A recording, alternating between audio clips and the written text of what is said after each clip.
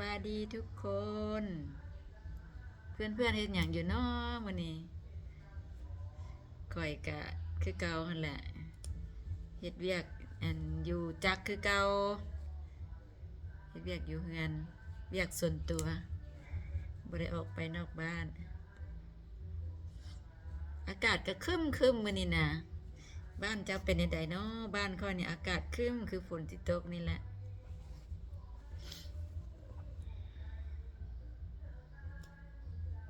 ฝนกับบ่ฝนมัน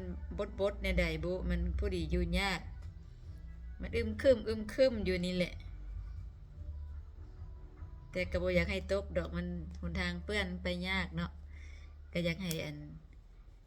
เป็นแบบสว่างเลยนึงนะบ่อยากให้มันอึมครึมหลายมันมันรู้สึกมันอยู่ยากในใดบุมันเอาในใดบุสิแดดแท้ก็บ่แดดสิฝนก็บ่ฝน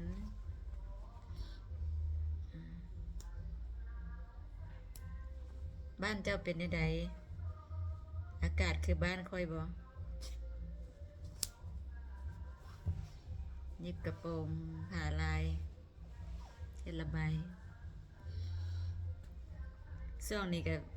เวียกก็ถือว่าโอเคเนาะรับเวียกไว้แล้วบ่ทันได้เฮ็ดบัดนี้ก็สิเริ่มเฮ็ดเวียกเต็มสูตรสิพยายามบ่ไปไสสิเฮ็ดเวียกให้ลูกค้าก่อนเดียวก็จะสิหายแล้วบ่แล้วเครื่องจักเทื่อเจ้าของรับมาแล้วก็มีแต่เฮ็ดอันอื่นไปเรื่อยโอ้ยภาระหลายอยู่ผู้เดียวกับภาระหลายเพื่อสิได้เข้าจักแต่ละมื้อก็9โมง10โมงก็ยังดีแต่ว่าได้เฮ็ดตอนค่ำว่าตอนค่ำข้อยจะมักเฮ็ดเวียกตอนค่ำมันจะเงียบแล้วก็อากาศเย็นถ้าว่าสีแจ้งได้แล้วคันสีมืดก็บ่เห็นหงยิบยังบ่ได้เฒ่าเด้แต่ว่าผมส่องสีกับสายตามันไปก่อนซื่อๆแต่ก็บ่ได้ยอมว่าตัวเองเฒ่าเด้สายตามันไปไวก่อนซื่อๆที่จริงก็เฒ่าหั่นแหละเว้าความจริงก็เฒ่าหั่นแหละแต่บ่ยอมว่าตัวเองเฒ่า50ยังแจ๋วอยากเป็นสาวอยู่ตลอดเนาะจักแนวใดคนเฮานี่ก็ได้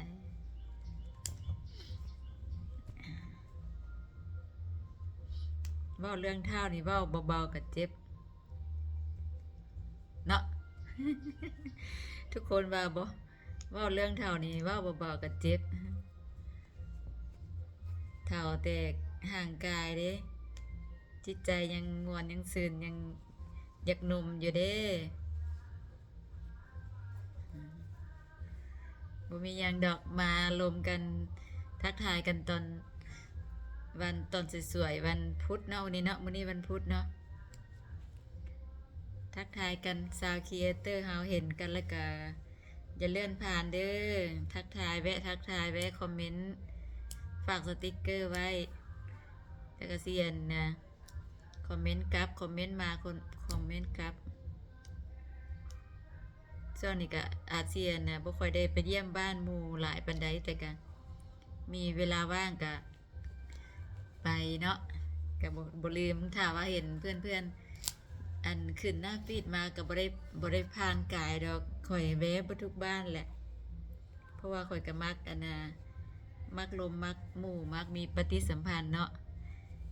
เพื่อนๆมามีปฏิสัมพันธ์นำเฮาก็บ่มองข้ามเนาะเฮาก็ทักทายทุกคนนั่นแหละเนาะเฮ็ดเวียกไปนำลมกับหมู่คู่ไปนำโอเคเจอกันคลิปหน้าเด้อบ๊ายบายฝากกดไลค์กดแชร์คอมเมนต์ให้แน่